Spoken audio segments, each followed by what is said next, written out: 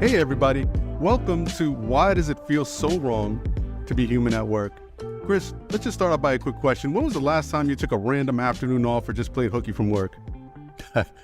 When was the last time? It was many times over the course of the pandemic. Honestly, Pinaki, one of the things that I made a commitment to myself to do at the beginning of lockdown was to make self-care a priority for me, but not at the expense of the work that I wanted to do and at the quality that I wanted to do it at. And so I did find myself affording myself a lot more flexibility in my day so that I could continue to do the stuff that I had to do that was important for me and for my clients, and do it in a way that meets my expectations for how well I'm doing it and the quality I'm doing it at. But I started to be much more disrespectful of the traditional 40-hour work week, the 9 to 5 structure, and just finding whenever I felt inspired to work on something, I would do it. And if there was like an afternoon where I just wasn't feeling it, just giving myself permission to say, I need to spend some time for myself. I want to take a walk, take my dog out for a walk, or do something else like that. So yeah, Pinaki, I got a lot more comfortable over the course of the pandemic, spending more time being true to myself, but also making sure that, I am finding the time to do right by my full-time job and do great work for my clients. That's awesome. Your dog must love that too, of taking more walks. I really love, Chris, how you said how you disrespect the 9 to 5. I think that should be like a hashtag. Maybe we should kick off on this hashtag disrespect the 9 to 5, right? I think you need to keep yourself in that headspace. And for everyone tuning in, I want you all to get ready to turn on your out of the office autoresponders, because we're taking the afternoon off, right? Why does it feel so wrong to take the afternoon off, right? To work on your own terms, to just have that flexibility and trust. Chris, in your story that you shared, I'm sure like your manager, the people around you just have that trust and flexibility in you that they're not worried that, oh, Chris, it's, whatever, 5 to 5 and you're not there or whatever, right? So I think having that flexibility is important. I think like we need to feel that we could take the time off. We need to know from our peers and our leaders that it's okay, right? Because we need it. So that's what we're going to talk about today. Hello, friends. I'm Pinaki Kathiari, CEO of Local Wisdom and Mixed Master of Ideas and Thought. Joining me today is my partner in unlearning, Chris Lee, Vice President of Communications at Gallagher and Bender of Experience and Culture. I'm excited to dig into this topic. When I was thinking about it, I was trying to reflect back on what was the first time that I just took the afternoon off? And it was a long time ago. I think I went to see the movie Wolverine 2, and it felt really strange. I felt like I was being sneaky, right? Like I found myself worrying, like what was happening in the office. I remember I was thinking about that when I was on the concession stand, ordering my peanut M&Ms. And it was even worse because the theater was also really empty, and that made it seem wrong. There was only like 2 or 3 people. We're all super distant apart or whatever.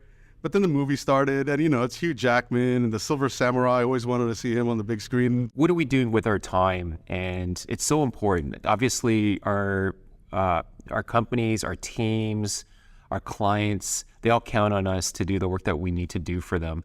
But one of the things that, Pinaki, I think about is, from an early age, we're taught that time is money. Okay, now right. I'm about to date myself here when I share my first job when I was in high school, but I was bagging groceries at Sunkist Fruit Market, and I made $4.25 an hour.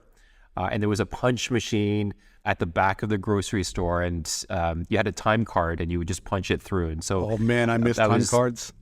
The time cards, and I was paid for my time. I remember at one point I did the math in my head, and I needed to work something like 30 hours so I could make my first big purchase, which was it was this yellow Sony Sports Walkman. But just understanding that what am I doing here? I'm selling my time. So the more hours I work, the more I get paid.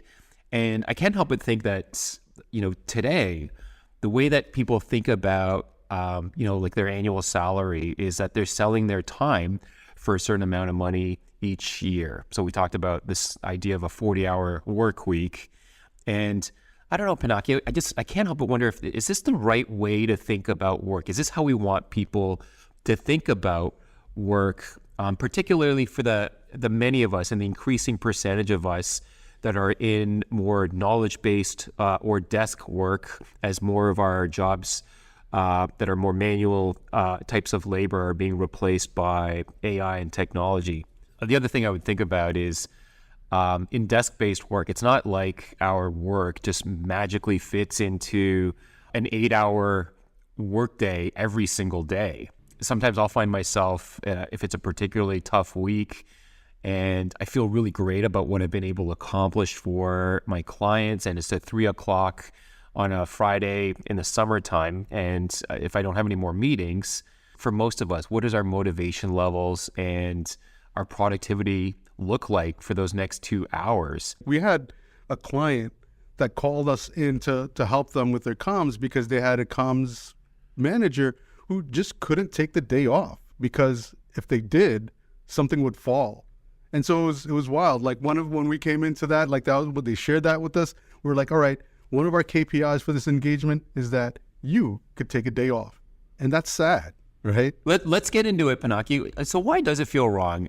When we take the afternoon off to watch Wolverine 2 or to work on your own terms, obviously mental health is something that has become a big trending idea for organizations and the role that they can play to help us out. But I think it's really important for us to think about this idea that it's not necessarily wrong to work long hours. Would you agree? Absolutely. I think it's like the way I say it, or I talk to people in my organization, is that there are going to be times when you're going to have to work long hours. It's just the nature of what we do, right? There's going to be like a big launch coming up, a big something, an event, some travel or whatnot. It's going to happen. What the issue is, it becomes wrong when it happens on a consistent basis and it really affects your health. Yeah, and I think that's really the heart of all of this, which is it affecting your health? And I remember, Pinaki, a number of years back, the World Health Organization had actually taken a hard look at workplace burnout as an important health priority everywhere. And I think there's just so many corporate and workplace cultures that foster environments where working hard and long hours is prized, as opposed to working smart. And I know that there's this cliche about work smarter, not harder, but I still remember, when I was younger in my career, there'd be colleagues that would wait until the end of the day before they press send on their emails, just to gain the benefits of the optics that they're working hard and they're working late, because that's the kind of thing that would be beneficial for them. And I still remember that I used to manage a team earlier in my career, and there was this one person on my team who routinely came in a lot later, like around closer to 10 o'clock. And when she arrived, she would spend a big amount of time preparing her breakfast, and it was a big production. And this also then would often be the case at lunchtime as well. And honestly, it didn't bother me at all. I didn't care, as long as we were doing good work for our clients. Was the most important thing. But what would happen more than once was she would approach me around 5:30 or 6 o'clock and start complaining that, what's going on? Everybody's starting to go home and we still have so much work to do. And Chris, you need to talk to the team. We need to keep people a little bit later. And she always acted like this martyr, that she had all this work that she needed to do, and she was always the one stuck having to stay late. And again, it just made me think about this misconception or this idea that working late is something that is honorable, and it's really not. It's just, how do we use our time? How do we use it? Are we effective using our time? What are the different ways that we approach this? And more, I think there's a recognition that, we need to take care of ourselves as well. We need to do things like take our child to soccer, or we need to prepare dinner, or, there's just so many things that now compete with the working day. And it's just a matter of prioritizing our time in a way that makes sense. It's also so very prevalent in like agency world and consulting world, where I remember being in like other firms, and it was just the norm to work until like 9 p.m., which was like wild to me. But it's detrimental, right? One study also by the Australian National University, they examined about 8,000 Australians in the workforce, and it found that when women worked more than 34 hours per week and men spent more than 47 hours per week, there was more likely some chance for them to experience mental illness and symptoms of distress, like nervousness or feeling low or things like that.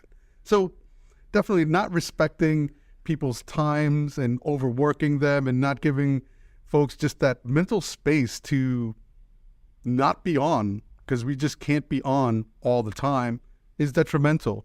Should I share with you some of the history I found behind this? First of all, I love that you've become a history nerd as we start talking about some of these issues. I didn't realize you were you were so keen on understanding the history, but I think it's an important starting point.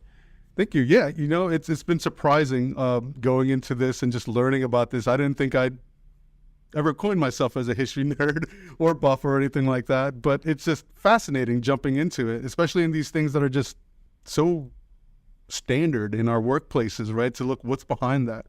So for taking the time off, I started looking into how humans are being paid or compensated over history, right? And the first types of pay exchanges were like barter systems. So people traded goods for labor, right? So, a farmer may exchange a bushel of wheat for a pair of shoes from a shoemaker, right?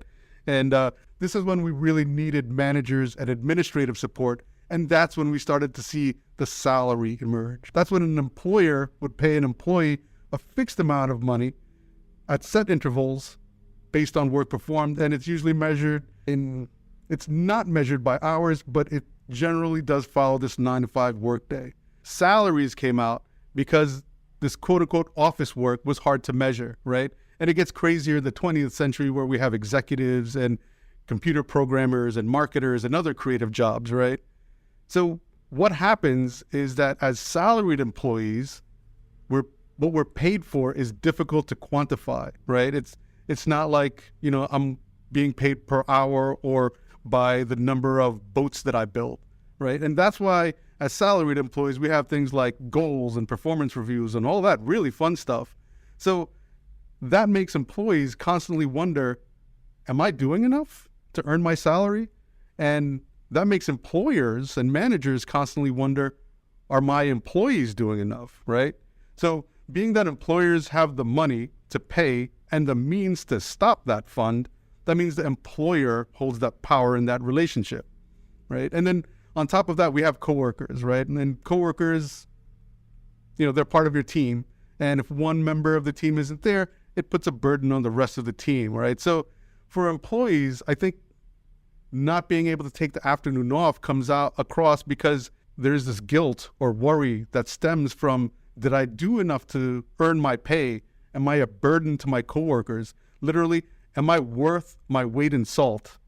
And that's where the term comes from. It's not worth my weight in gold. It's worth my weight in salt. I don't know if it's an assault on the 40-hour or the idea of the 40-hour work week, but you look at the tech companies and some startups playing with this idea and introducing it to varying degrees of success, this idea of unlimited vacation or unlimited PTO. And on top of that, there's a movement for organizations to start examining a 4-day work week. And Pinaki, this is really interesting to me because, I think once upon a time, a long time ago, the 7-day work week was pretty normal to think about in terms of 7 days. And then someone realized maybe they should have a day off. So they looked at the 6-day work week, and then Henry Ford introduced the concept of the 5-day work week. And now I had a conversation with somebody whose business is to help organizations transition from a 5-day work week to a 4-day work week, and demonstrating the productivity gains that that come with that. But I can't help but think about, maybe the whole idea is moving away from just measurement of time and, time as a currency, and replacing that with trust. Because I love something you said earlier about trust, and trust being the new currency of an evolved leader. And I think when I think about what does trust mean, it's more about trusting people on your team to do the things that are important to the organization and that are outcomes that should be coming out of your role. And I met somebody at a conference in Vancouver in November, and the work that he's doing with his organization is to look at something that, his role was called the future of work. That was his main purpose at the organization. And I asked him, all right, so what does that mean to you when you say future of work? Are we talking about technology? Are we talking about an app? And he said something I really liked, which is it's just broad. Examining. Well, it's very broad. And what he said was, when I say future of work, it means, focusing on the things that are actually really important to us as an organization. And, this whole idea that maybe I shouldn't think about and think too hard about what time are you working, how many hours are you working, where are you working, and focusing a lot more on what are the outcomes that we need here as a team and what do we need from you. And then having the conversations focus a lot more on just the outcomes. What are the supports that you need? Who do you need to collaborate with? What kind of resources do you need? And what are some of the obstacles and barriers for you to achieve these outcomes? And only think about that. And the conversations we'll then have are about the outcomes that you've achieved, the quality of those outcomes, and what additional support do you need to achieve these outcomes. And I think it's a really cool way to think about work. So it's less about, when do you take time off, or do you need to leave a little bit early to watch Wolverine 2, or do you, I mean, those kind of things, they're not even important conversations. Really, the most important thing is you have this stuff that you have to do and you have to get it done, and let's just focus on that. I've heard it referred to as ROWE, which is an acronym for results only work environment, and only thinking about the things that really matter to an organization, and then also honoring the things that really matter to you as an employee and as a human.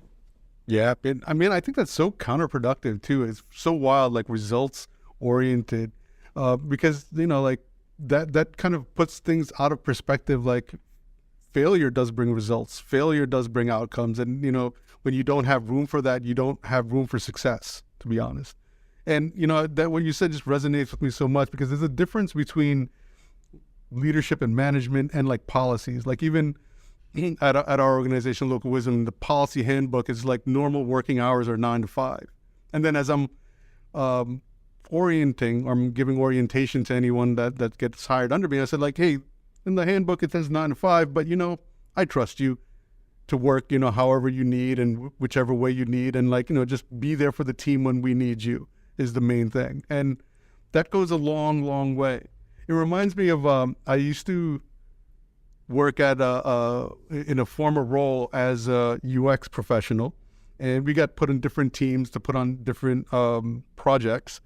And one of the projects we were on in a new team, there was the lead of the team, and there was another lead. There was kind of two people that were like on the same level, and they got into this debate or argument of which software we should use to do the work. One was PC and one was Mac, and I was there like, I could work on both, so either one you choose is fine. But it was just interesting that like what they were harping on is which software I should use. And I always took that in.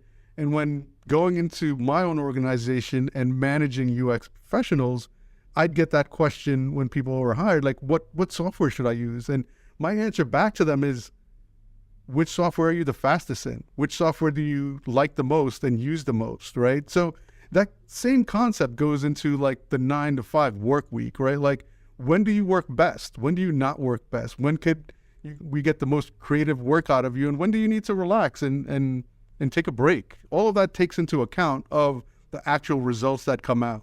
What I love about what you're saying there, Pinaki, is that it's recognizing that we're all different.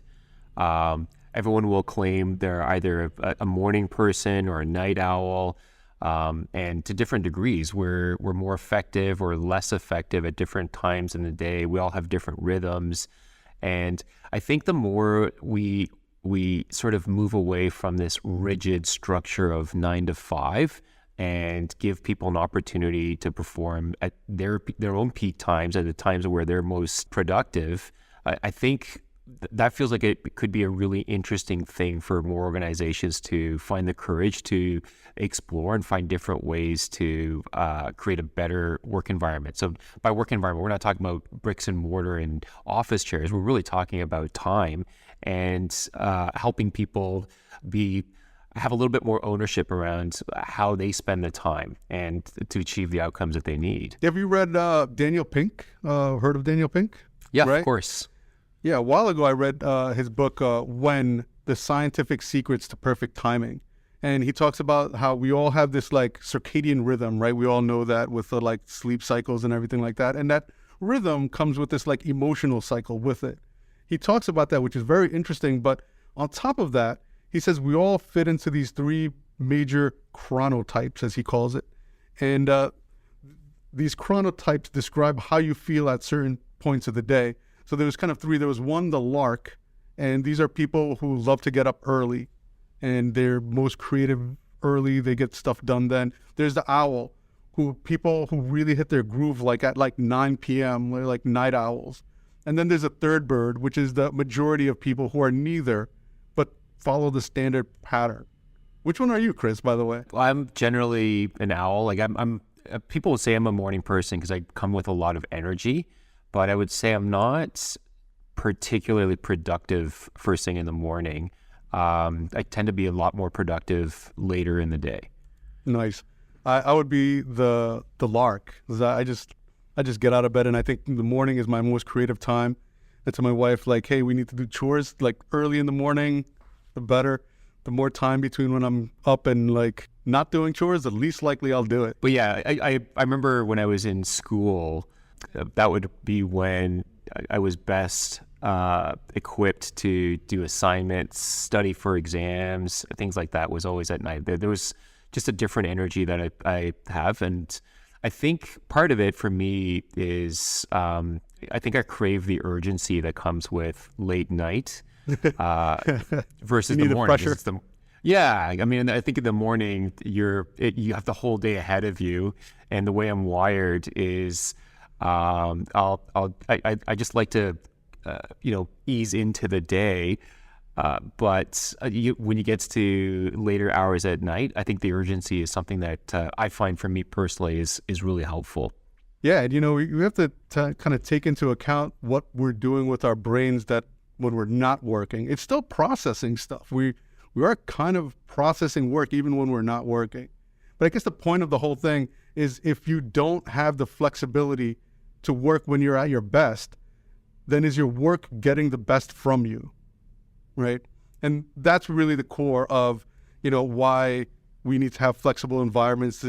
I know I keep harping on like taking the afternoon off, but it's more than that. It's taking time off anytime, not just the afternoon, just to be clear on that. One of the things I was thinking about too is the weekend and how everybody looks forward to the weekend. And, I think you and I, when we started talking about this podcast, you said something which is work shouldn't be so easy to parody, and it shouldn't be something that people dread really. I think when we're given a little bit more autonomy to be able to perform our work more on our terms, we start to resemble what I think is the ultimate purpose-driven employee, which is the entrepreneur. Every decision that an entrepreneur makes matters, whether it's thinking about which vendors, hiring decisions, every interaction with clients, marketing decisions, budget decisions.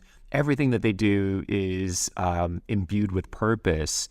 And I think stepping us towards and away from just being doers with a list of KPIs and a list of goals that I have to satisfy in my annual performance review, and moving more towards driving towards my own purpose as an organization, I think is better. Because at the end of the day, I think that's what we really all want on our teams is miniature entrepreneurs who feel ownership and accountability for the things that they do. And I think a lower hanging fruit that they can get some real genuine ownership on is giving them a chance to manage their own time on their terms and be able to revolve around their lives outside of work, but still contribute to the degree that they're expected to for their roles. And I think that's an area that I think is a great opportunity. And I also think, sometimes I'll ask people, what's your favorite day of the week? And obviously, everyone's favorite day of the week is Saturday. It's the undisputed heavyweight champion is Saturday. Totally. But invariably, what I find, Pinaki, for the second favorite day of the week, you would think, okay, so Saturday, it's part of the weekend. Obvious. I get why it's your favorite day of the week. You would think that Sunday is the favorite day of the week. And I would invite anyone that's listening in on this podcast, is it really your favorite day? Because most of them are thinking about Friday. Friday, for some reason, head to head, when you think about Friday versus Sunday, Friday always wins. And why is that? And people think about Friday because, first of all, it's Jeans Friday. We get to wear jeans.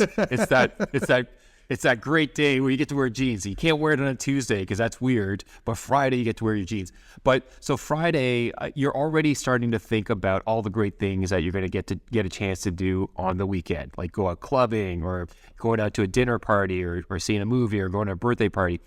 And these are all the things that give us a lot of energy.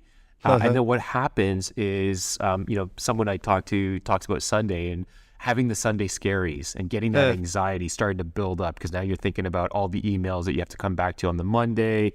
And, some people might think we're naive, Pinaki, when we think about maybe Monday shouldn't be a day to dread. Maybe there's a scenario where you kind of look forward to Monday. It's like, okay, I can't wait to get on this project, or I love this work I'm doing for a client. I can't wait to get back on it. Not that you're not going to enjoy yourself on Saturday and Sunday, but whenever we talk about TGI Friday or, the Sunday scaries or having a hard time with, just the idea of dealing with Monday and the dread that comes with it, I think maybe there are opportunities for organizations to reform what that looks like and try to create an environment that people actually do look forward to. And it's not just about having ping pong tables in the break room. I think it's about how do we create this so it does feel like a truly fulfilling experience. But you're so right. There's a few things that you touched upon there that are really interesting. One is like that concept of like so happy on a Friday, which we're talking about here. And another is the concept of like that, Sunday scaries or the dreaded Mondays. And I feel like that might be another episode we need to talk about is like, why does it feel so wrong to be Monday? Because it is a thing. And if you are feeling that like dread on Sunday evening or that dread on Monday morning, that's a big trigger to check yourself and where you work and the environment, because long-term, that could be really bad for your health. So I think we talked a lot about some of this stuff about like taking time off and its importance and how it shows up. And you started getting into some of the new paradigms, Chris, like you talked about like management and things like that. Let's talk about what companies are doing to help foster this environment, right? And perhaps just because we were talking about days, what about the 4-day work week, right?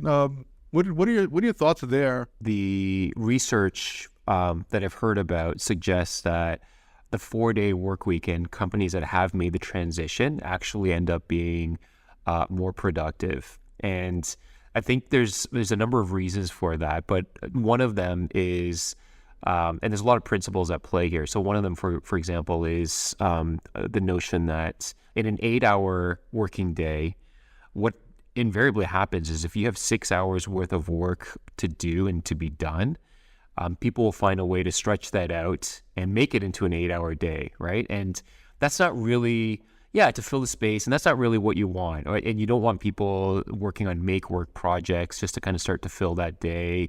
And so I think that's one of them. I think people, because time becomes much more at a premium, people start to reevaluate the meetings that they're willing to accept and take, and the time that they're willing to spend in meetings. And I think with every meeting, you start to have to answer the questions. Number one, is this meeting going to be of value to me? Am I going to get some sort of value from this meeting? And number two, can I provide value to this meeting or to the people that are in this meeting? And if the answer to both of those is no, then I think it's more, there's more ability now for people to say, and I've only got 4 days on my work week, I need to start saying no to some things. And same thing with tasks. I think there's a lot of tasks that people work on that when you really think about it, is this really the most important thing I need to think about today and spend my time on? And so I get it. I get the movement towards the 4-day work week. And at the end of the day, what you want is a strong balance for people and giving them an opportunity to have a strong balance between the time I spend working versus the time I spend living and, being with my family and my friends and doing the things that I get excited about outside of work. The concept of the 4-day work week is actually not new. It's funny because it feels new and people are like, oh my God, about it. But Richard Nixon actually in 1956 said that the 4-day work week was right around the corner. Now, we do know Richard Nixon for, being a truth teller, but the thing about it is, right, you're right. Like all of these experiments on the 4-day work week have been successful, so far, right? Like, nearly 3,000 employees took part in this pilot that was organized by this advocacy group, 4-day work week global. And the plan was for these companies to go to a 4-day, 32-hour work week and see what happens. Of the 61 companies that took part in the trial, 56 said they would continue to implement the 4-day work week after the trial ended. 18 said that the shift is going to be permanent to go 4-day work week. 2 companies are extending the trial just to say, let's try it a little bit longer. And 3 companies did not plan to carry on with the trial. So a majority of the folks who tried and started the trial for 6 months decided to stay on or feel optimistic about staying on, which is really wild. And the other concept I think you brought up too, Chris, was unlimited PTO. And that's an interesting thing that's out there right now, right? The concept of how unlimited PTO is there, and it's a very attractive benefit or perk. Like according to MetLife's 2020 employee benefit survey, it was like the highest desirable thing. People would actually take less pay to get a better PTO policy or go after that unlimited PTO. And on the flip side, it was just a lot of confusion on like, when can I take the PTO, or am I allowed to take the PTO, or is like the workload even conducive for me taking that time off, right? So there are definitely pros and cons, but just by offering it is not enough, right? I think companies needed to make sure that it fosters the right environment for taking that quote unquote unlimited PTO time off, because it doesn't matter if you have unlimited PTO if you can't take it. What are some of the things that you've seen with regards to unlimited PTO? Do you guys have unlimited PTO? I know we don't at Local Wisdom, but do you? We don't have unlimited PTO, but there is a respect at Gallagher for helping people achieve work-life balance. And a lot of scenarios where organizations have rolled out unlimited PTO, what consistently seems to happen is that people actually end up taking less time off because of the pressures that come with this culture, which is, wait a second, Pinaki's taking 3 weeks off. We have so much work that we need to get done. And here he is basically abusing this policy when really that might be the only 3 weeks you take off that year. Yeah. But I think it's a funny cultural thing that happens when people are faced with this idea of unlimited PTO. You almost feel obligated or some kind of need to stay in the workplace. And I think unlimited PTO, I love the principle behind it. I just don't think it's executed really well. And I think maybe not even thinking about prescribed working hours and PTO and 5-day work week 4-day work week, any of those kinds of things, there might be opportunities to for even the more courageous organizations to rethink that and think about it in terms of, less emphasis and focus on the hours and more focus on, the things that should truly matter from a merit perspective. But I think we're still early in the evolution of our relationship with time and viewing time as an important KPI for most of us. I think it goes into what we're saying. There's this like policy and then there's practice. And those two things need to somehow like marry up together. And, it's unfortunate, like some of these things come out like more as like sometimes as a recruiting practice or like a way to like entice people. Hey, look, we have unlimited PTOs. And I think that's where it really came from in the tech sector. And we know the tech sector is really known for like really working folks really hard. One of the biggest things that I think you mentioned that's important in this conversation is around good managers and good management, good leadership, right? I think good managers who see people as people and as humans and not as cogs in a machine, because that's how this whole thing started. It was very transactional, right? And we're not in such a transactional world, right? These types of leaders are like more relational leaders, thinking more about the relationship than it is about the transaction, right? And they have the closest chances of creating a positive health environment in their organization. So, and that comes from a study called the meta-analysis of relative contribution of leadership styles to followers' mental health, which was a tough read, but it scientifically starts talking about the different leadership styles and what you get out of them, or the outputs you get out of them. So as we maybe Chris, as we like wrap up, maybe we should talk about it just two quick things before we get into our closing. What are things that people should just stop doing? What are things people should continue or keep doing?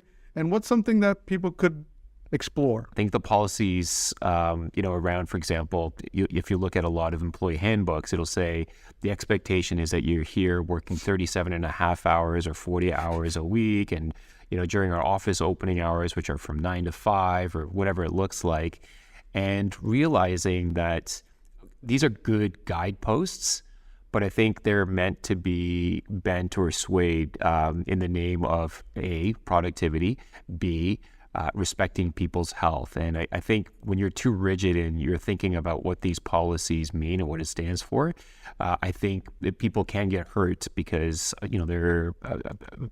they might not feel like they're psychologically safe to say, I need to put my hand up. I'm not feeling great today. I just need to spend some time, go out for a walk. Just not feeling it today. And I think there needs to be more room for that, because at the end of the day, we're not machines. We are humans, and we're dealing with a lot of things, a lot of emotions. So we're just not built to just automatically just turn a switch on and be good for 40 hours a week for our organizations. That's absolutely true. And so what I'd like take everyone to explore from a management perspective, really like flexible work arrangements. Fun story. I realized a few months ago, and this happened a few times, I think during specific breaks, we had one of our employees, one of our managers said, yeah, I'm going to take this afternoon off from PTO. My daughter's, on break. And so, I'll be hanging out with her. And I was just there like, wow, I should do something to change policies up or do something to help this type of scenario, right? So basically, I want to try to figure out how do we foster our policies around the way our people need to work, right? And there's specific scenarios and situations. Something I brought up to my COO, something that we'll be talking about. So as far as like keep doing or continue doing, right? Like think about how your policies wrap around your people and not the other way around, right? Because we want to get the most out of them, and the most we'll get out of them is if we invest in them. They are an investment to us. So I would say, maybe before we get into closing, maybe if I could offer one step that everyone could take right now to move this forward, I would implore all of you to right now take a look at your calendars, Start moving forward in time. Look for the first 2 to 3 hour free time chunk that you have. Schedule a meeting in that time called "Why Does It Feel So Wrong?" Right? It could be like a week from now, 2 weeks from now, 3 weeks from now. Just schedule it now. Your future self will be happy. When you get there, take a photo of what you're doing and share it with the hashtag "Why Does It Feel So Wrong?" because we want to see what you're doing when you're taking that time off. I mean, I love it. And I feel like everyone should do something that actually does feel right to you. It's such an important thing for us to remember to take care of ourselves and to prioritize self-care. And our organizations will be the better for it as well. So 100%. I think it's I like this idea of spending some time for yourself and ultimately for the betterment of your ability to do your role and your company. You know, Pinaki and I, we really want to continue this conversation with you. And so if you are ever finding yourself experiencing burnout or you feel obligated because you just can't take the time off, we would love to just hear from you, continue the conversation. And if you have a great workplace, and I'm sure many of you do, that gives you this great headspace and this flexibility, we also want to hear about it. So just let us know. We're on LinkedIn, we're on TikTok. You can also email us at whydoesitfeelsowrong@localwisdom.com. But just wanted to close things off here, Pinaki. I wanted to thank everyone here for joining us. I'm Chris. This is Pinaki Kathiari. Shout out to Local Wisdom, localwisdom.com. They make this podcast happen. They'll help you communicate throughout your organization. Check them out, localwisdom.com. Thank you, Chris. Thank you, everybody, and be well.